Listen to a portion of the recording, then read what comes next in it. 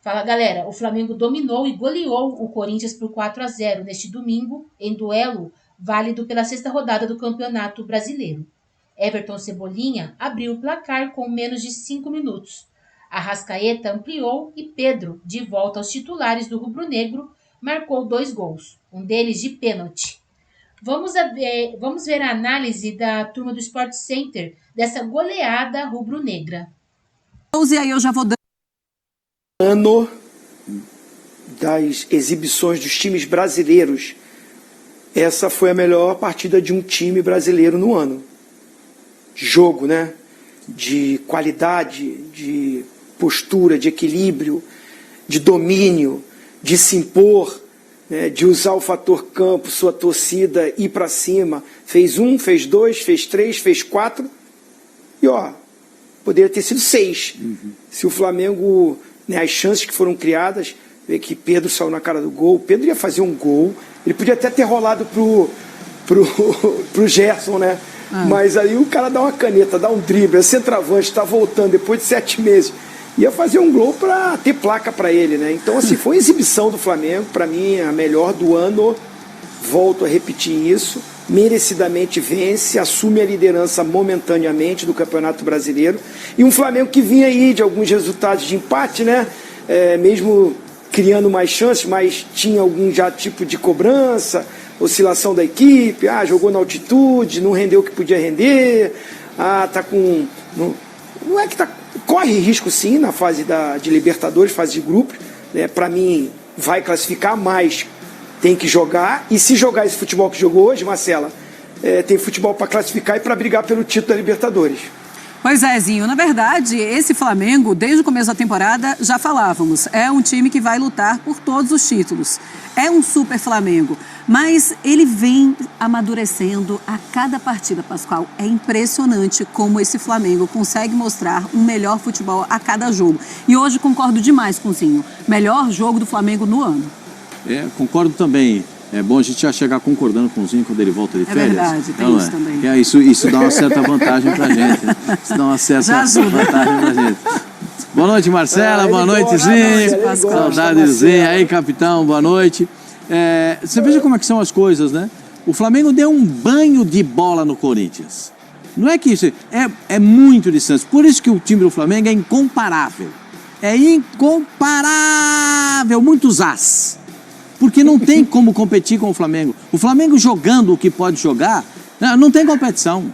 Não tem como. É um negócio absurdo.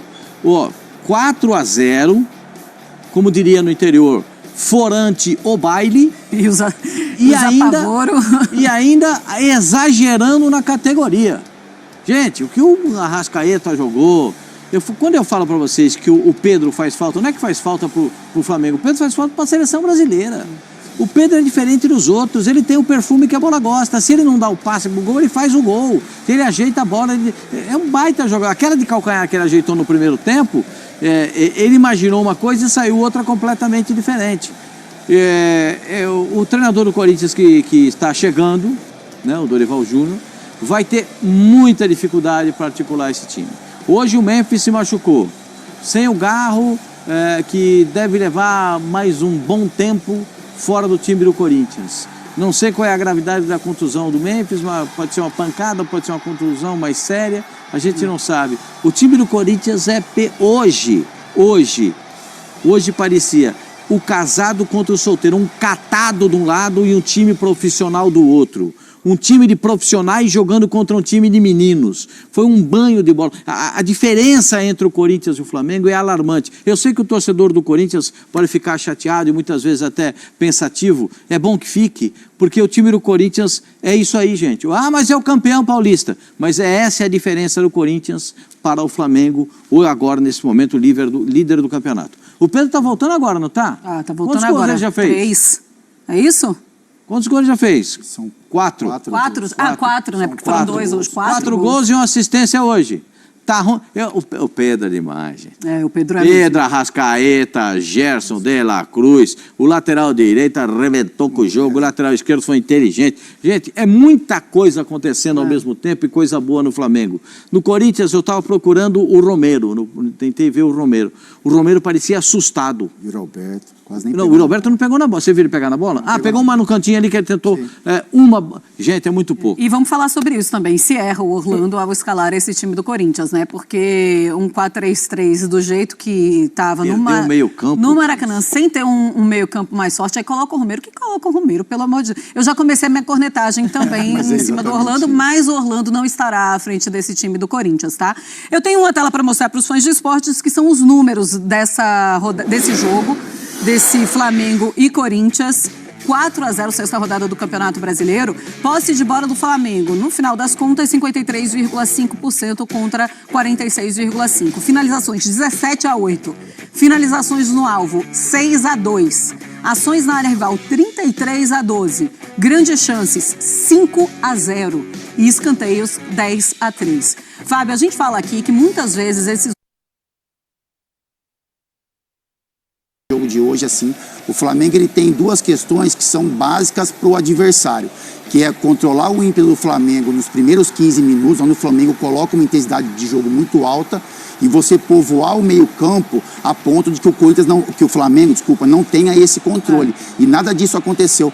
O Flamengo conseguiu usar a intensidade durante os primeiros 15 minutos, por isso que faz o gol também logo no início, e o Corinthians não conseguiu povoar o meio-campo, não conseguiu criar dificuldades de marcação. Então, isso foram um dos fatores que acabaram propiciando aí ao Flamengo esse grande resultado. E fora isso, a intensidade de jogo, né? Para você enfrentar um Flamengo nesse nível e não colocar intensidade de marcação, enfim, correções de posicionamento. O Corinthians apresentou hoje muitas falhas defensivas, então é isso. São dois times, como eu falei, de camisas poderosas, mas que hoje ficou muito claro, assim, nem sei se essa diferença é tanta, né? Se o Corinthians é tão abaixo do que o Flamengo pode apresentar dentro do Campeonato Brasileiro, mas hoje, no jogo de hoje, isso ficou muito claro, assim, e a diferença foi muito grande. Eu fiquei até me questionando, será que a diferença do Flamengo para o Corinthians é isso tudo mesmo que a gente está vendo? Sabe o que me lembrou, Zinho? Me lembrou Argentina e Brasil. Aquela goleada da Argentina, o último encontro entre a Argentina e Brasil. Eu ficava, mas que coisa absurda, sendo o Corinthians do Brasil, logicamente. Ozinho, e tem uma coisa também, muitos erros individuais e acertos individuais do Flamengo, né?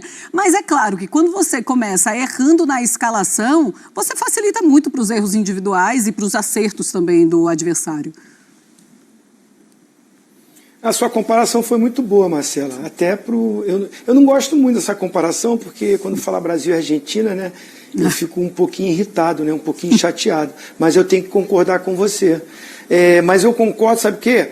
Assim, o Brasil, fazendo um paralelo, a seleção brasileira tem jogadores de alto nível como a Argentina tem. Sim. Só que o Brasil não tem um time pronto, não tem um time organizado. Tanto é que está trocando, já trocou de treinador. Aí vem para o Flamengo e para o Corinthians. O Corinthians tem bons jogadores.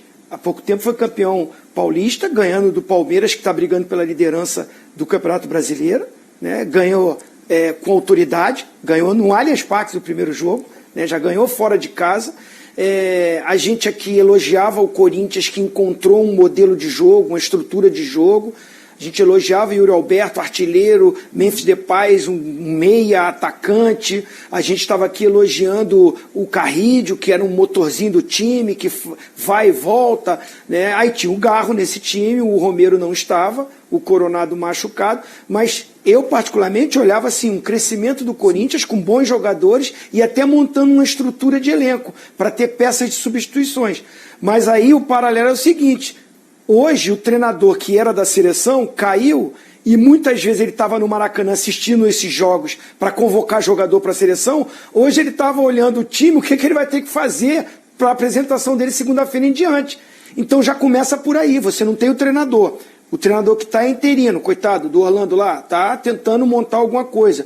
Eu até... vocês estão falando de escalação, mas o que ele poderia fazer tão diferente? Porque esse time que entrou em campo é o time que vem jogando também do Corinthians. Não tem muita coisa diferente, não. Vai botar mais um volante para fechar mais o meio-campo? De repente, pode ser. Mas o Carrillo, eu via sempre ele jogando mais como um terceiro homem de meio do que um meia pelo lado direito. Aí o posicionamento dele eu não gostei hoje. E aí pega o Flamengo numa tarde inspiradíssima, porque o time do Flamengo que jogou hoje é o time titular do Flamengo. A gente tem a dúvida não, o Alexandre, se quando melhorar, ele é o titular na lateral esquerda. Mas o restante, até o Bruno Henrique, eu não sei se é o titular nesse time, porque o Everton Cebolinha, antes da lesão, ele que estava sendo titular do time. Então tem essa disputa. Mas você pensar no meio campo com Pulgar, com De La Cruz, com Arrascaeta, com Gerson, esse é o meio campo titular. A zaga é a titular. O Danilo está buscando o espaço, pode virar um jogador titular, mas é ali, Ortiz e o Léo Pereira. O Wesley na direita, o Rossi no gol. Inspiradíssimo esse time titular, e quando olha para o banco, aí o Pascoal dá aquele sorriso, né, Marcela? Quando olha para o banco, aí vai buscar Plata, vai buscar Luiz Araújo, tem Alan no banco, ainda tinha Michael, tem muita peça de reposição. Aí essa diferença para um time que perde essa organização, o Corinthians perdeu aquela inspiração, aquela alegria. Eu vi um Corinthians apático hoje, e o Flamengo atropelou. Também quando você já tem um 3-0 no primeiro tempo, é difícil você... Um gol com 4 minutos de jogo, você vai perdendo ali o seu brilho e é difícil você reencontrar, e foi isso também que aconteceu com esse Corinthians. Mas eu quero falar do Pedro, porque escutávamos o Pascoal na redação falando maravilhas do Pedro. Hoje todo mundo só vai falar maravilhas do Pedro. Aliás, o Pedro merece muitos elogios há muitos anos. E eu quero colocar os números do Pedro para vocês, fãs de esportes, porque ele foi o primeiro do ranking do time em vários itens.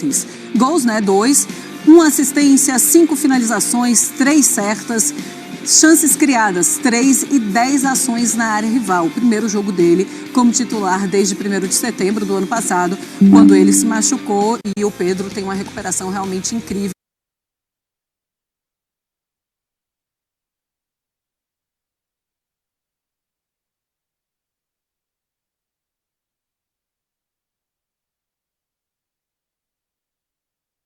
Competir. O Flamengo, em alguns momentos, olha para o adversário, baixa um pouco a intensidade, não é que não se interessa pelo jogo, mas atua de uma outra forma. Hoje o Flamengo foi aquele Flamengo que o torcedor realmente gosta de ver. Lógico que o jogo é grande, o Maracanã está lotado, o Corinthians é um adversário, né, de tradição, de peso, de camisa, isso tem uma mobilização dos jogadores, mas assim, o nível de produção que o Flamengo teve hoje, como o Zinho falou, né, na abertura, foi algo que impressiona. É a única coisa que a gente consegue explicar a derrota para o Flamengo em casa para o Central Córdoba. É isso, tem alguns jogos, Marcela, que o Flamengo não consegue produzir isso que produziu. A mobilização da equipe que às vezes acaba se perdendo. É a única explicaçãozinho para a gente olhar para alguns jogos do Flamengo, e esse contra o Central Córdoba é um deles. O adversário hoje olhou para esse time do Flamengo e está assustado, hein? Todos os adversários, Zinho.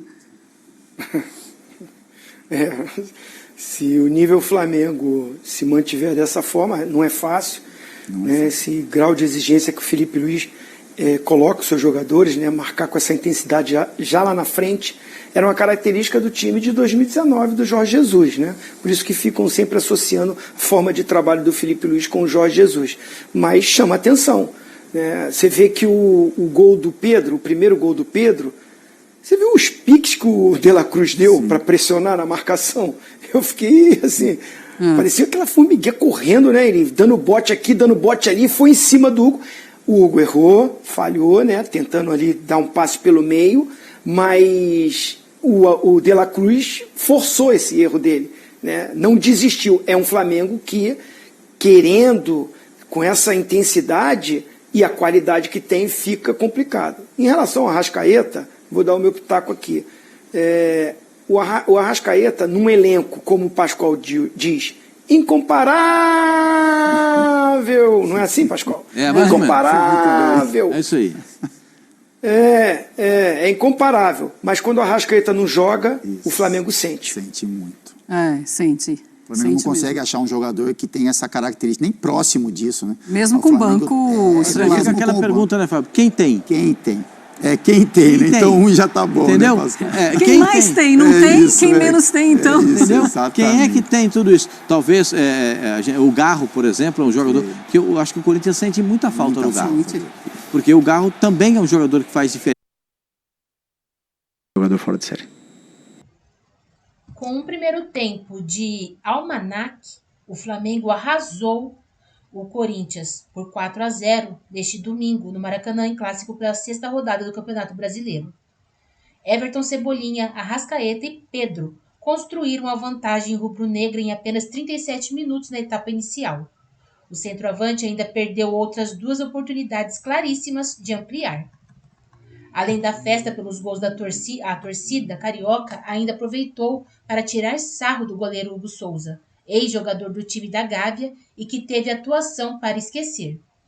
Além de não alcançar os chutes nos dois primeiros gols flamenguistas, ele foi diretamente responsável pelo terceiro tento rubro-negro, entregando a bola no pé de Pedro para o artilheiro marcar. No segundo tempo, o herói da conquista do último Campeonato Paulista conseguiu se redimir com boas defesas. No entanto, ele não conseguiu parar a cobrança de pênalti de Pedro, que fechou a conta em 4-0. Com a vitória, o time comandado por Felipe Luiz vai a 14 pontos e assume a liderança do Brasileirão. No entanto, os cariocas terão que secar o Palmeiras, que tem 13 pontos e joga também neste domingo contra o Bahia, às 18h30, no Allianz Parque. Já o Corinthians estaciona nos 7 pontos e fica na 11ª colocação. Neste domingo, aliás, o técnico alvinegro Dorival Júnior acompanhou a partida nas tribunas. Ele assumirá o elenco a partir desta semana. O Flamengo começou a partida a 300 km por hora, sufocando o Corinthians com uma marcação alta e deixando o adversário desnorteado. Frenético, o rubro-negro demorou apenas 5 minutos para abrir o placar. Após roubada de bola, Everton Cebolinha recebeu na esquerda, cortou para o meio e disparou no cantinho de Hugo Souza. Pouco depois da saída de bola, os cariocas quase ampliaram em cabeçada de Pedro, que acertou a trave e deixou a torcida maluca na arquibancada. Só depois de 20 minutos de pressão, o Timão conseguiu equilibrar o jogo. Com Carrijo, a equipe visitante até teve uma boa chance, mas o chute do peruano foi bem defendido por Rossi. No entanto, Memphis Depay se lesionou e pediu substituição, deixando os paulistas sem referência técnica em campo. E o Fla, como de hábito, aproveitou para pulverizar o adversário. Aos 34, Arrascaeta fez linda tabela com Pedro, ganhou de seus marcadores na força e chutou com precisão, rente à trave de Hugo Souza, que pulou, mas não achou. O goleiro corintiano estava completamente perdido e deu o terceiro gol de presente para seu ex-clube minutos depois. Ele errou a saída de bola e tocou no pé de Pedro, que só mandou para a meta vazia. E o primeiro tempo só não terminou pior para o Corinthians porque Hugo Souza conseguiu salvar com o pé, o que seria mais um gol de Pedro aos 47 minutos. Ainda assim, as equipes foram no placar com 3-0 para o rubro-negro. Na volta dos vestiários, o cenário seguiu o mesmo. Logo em seu primeiro ataque, o Fla quase anotou o quarto, em chutaço de esquerda de Arrascaeta, que explodiu no travessão. O time de Felipe Luiz seguiu pressionando e desastrada a saída de bola corintiana e teve outra boa oportunidade, aos 15. Dela Cruz chegou enchendo o pé e viu Hugo Souza fazer boa defesa. O rubro-negro diminuiu, mas ainda conseguiu ampliar aos 33, depois que o árbitro Ramon Abate Abel marcou, com auxílio do VAR, um pênalti de Igor Coronado em cima de Arrascaeta. Pedro chamou a responsabilidade e encheu o pé, estufando as redes e fechando o passeio no Maracanã, 4-0, fora o baile.